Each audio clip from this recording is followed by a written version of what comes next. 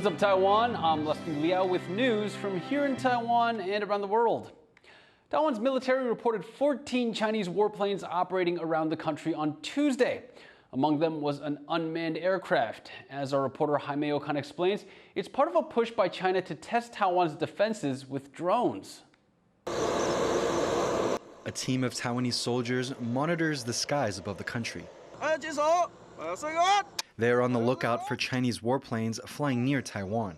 But recently, China has been sending a growing number of drones into the country's Air Defense Identification Zone, or ADIZ.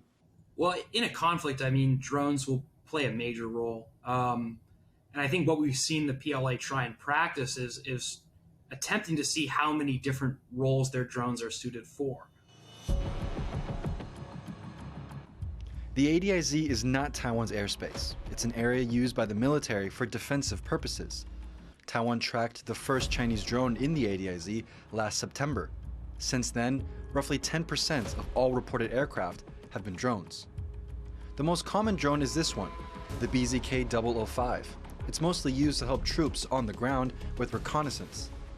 So their job is going to be to fly out, identify targets, paint them with laser, or just identify their location so that other aircraft or ground units can strike them with long-range munitions. Militaries around the world have been investing significantly in drones. They were inspired by Ukraine's success in using drones to push back the invading Russian forces. While much of the world uses military-grade drones, civilian drones like these are also being used in conflicts. And while they don't have any high-tech weaponry, in war, intelligence might just be as important as firepower. One of the first reported drone incursions from China was caught on camera. A Chinese civilian drone flew close to a Taiwanese military base, and two soldiers tried to take out the aircraft by throwing rocks at it. This highlighted the unique danger posed by even small drones. Yeah, well, I'd say that right there kind of shows the dilemma. It's like, kind of, what do you do about it? Do you want to expend very expensive, surface-to-air missiles or something like that? Do you want to send fighter jets after it? That gets very expensive very quickly. China's military has grown exponentially over the past 2 decades. Its air force is now 4 times the size of Taiwan's. One way Taiwan is enhancing its defense is by developing more anti-drone weapons like this radar jamming gun. Taiwan also plans to install 45 remote-controlled anti-drone systems, which would be able to operate without a full team of soldiers. In terms of what I think Taiwan should do, I think it's the same thing a lot of militaries are going to need to do, is they're going to, specifically against kind of smaller, cheaper unmanned systems, they are going to need to develop defenses that are kind of specifically against that. As China continues to fly aircraft in the region, Taiwan is looking to bolster its air defense on all fronts, aiming to protect the country against both manned and unmanned threats in the sky. Howard Zhang and Jaime Okan for TaiwanPlus.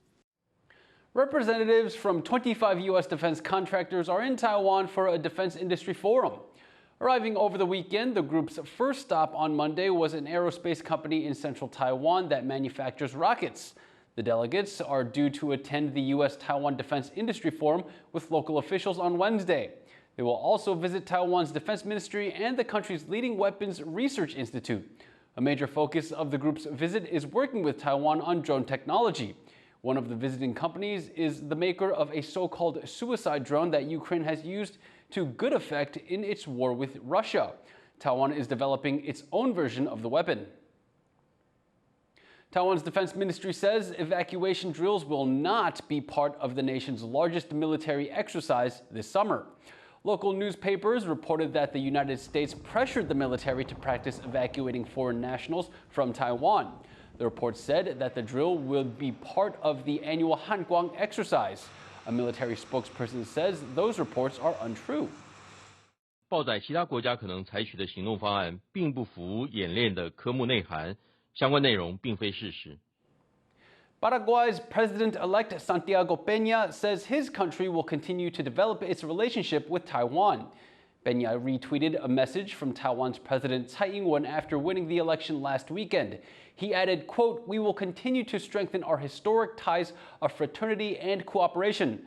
Paraguay is Taiwan's only diplomatic ally in South America. Those ties were at stake in Sunday's vote. Benya's main rival, had promised to switch diplomatic recognition to Beijing if elected.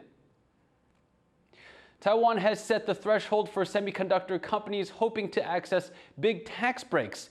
It's the latest stage in the rolling out of Taiwan's CHIPS Act, legislation aimed at bolstering Taiwan's position at the forefront of the global chip industry. James Chater reports. Over the next month, Taiwan will collect public opinions on its version of a CHIPS Act. It's the latest step in enacting legislation that Taiwan hopes will secure the country's position at the forefront of semiconductor production, the brains of modern electronics. 我们的经济部的想法是让台湾的这个研发再增加，然后领先的地位在国际上保持领先。 Taiwan's CHIPS Act will provide companies in research and development tax credits of up to 25% for investment in innovation, and 5% for investment in advanced chip-making equipment. To qualify, companies will need to spend more than 6 billion Taiwan dollars on research and development, around 195 million US dollars. And that spending must account for more than 6% of the company's annual sales. Taiwan produces 90% of the world's most advanced semiconductors. But tensions with China, which claims Taiwan as part of its territory, have stoked concerns about over-reliance on Taiwanese chips. In response, several countries have unveiled multi-billion-dollar packages to attract chip companies to set up shop and protect their supply of the critical technology. Apart from setting aside more than 50 billion US dollars for chip development, the US CHIPS Act also provides a 25% tax break for investment in chip manufacturing equipment.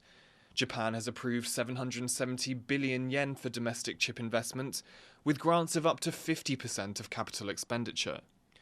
South Korea has promised 410 billion US dollars for its chip industry, with tax breaks of 15% for investment in chip-making facilities.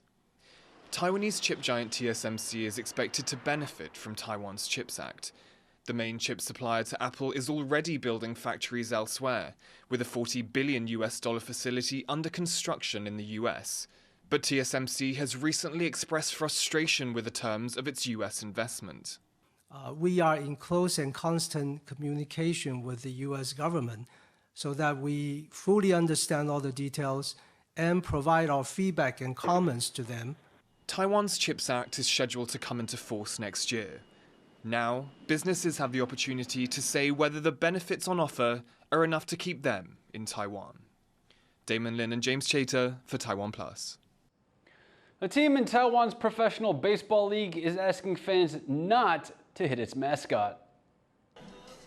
Wei Di is the mascot for the Weitren Dragons, one of Taiwan's professional baseball teams. If you know Taiwanese baseball, then you know games can get rowdy, and mascots are expected to carry a lot of that energy. They flip, they dance, they do it all. But what's not in their job description is dealing with aggression from fans. Recently, a fan assaulted Wei Di after a game, hitting him on the back of the head. Wei Di suffered some vertigo and vomiting, but they're otherwise fine. Even so, the Weitren Dragons have released a statement urging fans to play nice with their mascot. Mascots are a universally loved part of sports teams worldwide, and roughhousing with them might come from sports cultures from other countries. For example, Clutch, the mascot of the NBA's Houston Rockets, is known for being a troublemaker. He scares his teammates and isn't above slamming a sheet cake into a fan of the opposing team.